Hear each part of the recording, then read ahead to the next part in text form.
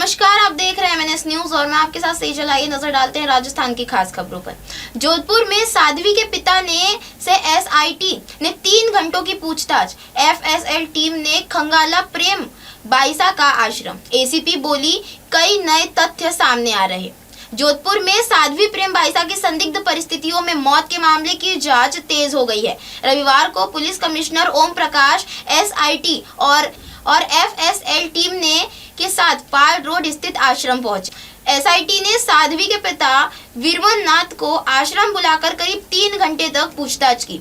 SIT प्रमुख ACP छवि शर्मा ने बताया कि साध्वी के पिता से पूछताछ कर जानकारी जुटाई जा रही है, क्योंकि कई नए तथ्य सामने आ रहे हैं। धीरे धीरे कई बातें सामने आई है। जो सुनी सुनाई बातें हैं उनकी पुष्टि और तस्दीक के लिए उनकी जानकारी प्राप्त की जा रही है। साध्वी के पिता वीरमन नाथ ने बताया कि साध्वी बाईसा को कभी कभी जुकाम होता तो दवा लेते थे। उस दिन एक टैबलेट और इंजेक्शन दिया गया था। इससे पहले बीमार होने पर काली मिर्च का काढ़ा दिया गया था। पुलिस कमिश्नर ओम प्रकाश ने कहा, मेडिकल वार्ड में पोस्टमार्टम करवाया गया है। हिस्टोपैथोलॉजिकल रिपोर्ट के लिए FSL सामग्री भेजी गई है।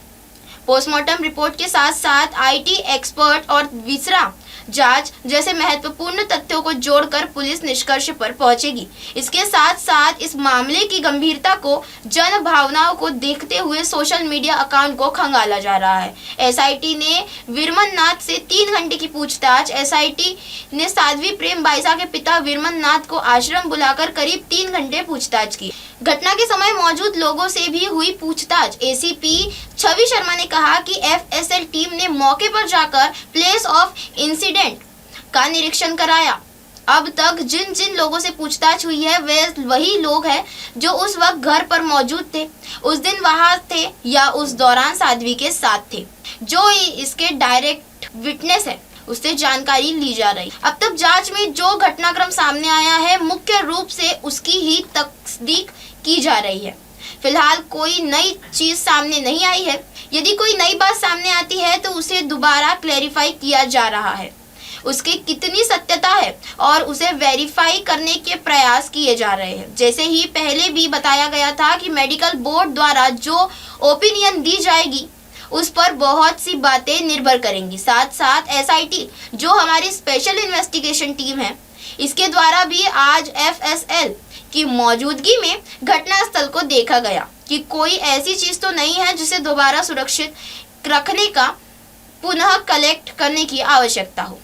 अभी तक कोई ऐसा पहलू सामने नहीं आया है जिस पर शक गहराया हो या कोई सस्पेक्टेड व्यक्ति सामने आया हो। मनी ट्रांजैक्शन के जुड़ी कोई जानकारी नहीं आई है सामने। छवि शर्मा ने कहा कि अभी तक पहले दिन जैसी स्थिति है। लाइव ऑफ इन्वेस्टिगेशन की भी वही है। अभी तक किसी बड़े मनी ट्रांजैक्शन से जुड़ी कोई जानकारी सामने नहीं आई है। जांच के दौरान जो लिखित रिपोर्ट पेश की गई थी उसके आधार पर सूचनाओं की सिमेट्री बनाई जा रही है और चीजें तस्दीक शुदा हो रही है। रिजर्व SP ने कहा कि पोस्टमार्टम रिपोर्ट को लेकर बताया गया है कि जिसे अन्य एजेंसियां भी इन्वॉल्व है, इसीलिए फाइनल ओपिनियन सभी सैंपल्स की रिपोर्ट आने के बाद ही मेडिकल बोर्ड द्वारा दी जाएगी।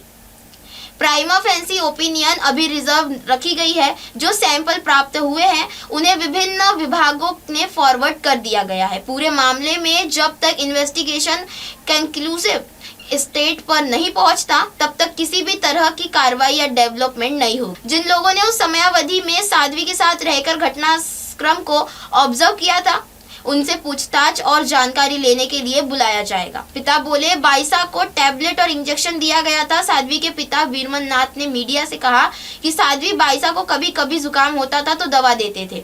उस दिन एक टैबलेट और इंजेक्शन दिया गया था। उससे पहले बीमार हुई थी तो काली मिर्च का काढ़ा दिया गया था। उन्होंने कहा कि किस वजह से साध्वी की जान गई है यह सामने आना चाहिए। हमें किसी पर भी शक नहीं है। आश्रम में CCTV हटाया नहीं गया बल्कि CCTV लगाया ही नहीं था। हम जहां से शाम 5:22 से निकले अस्पताल पहुंचे थे तब साध्वी ने प्राण त्याग दिए।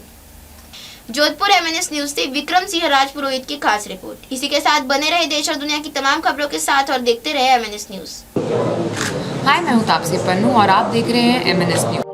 आप देख रहे हैं MNS न्यूज, सच सर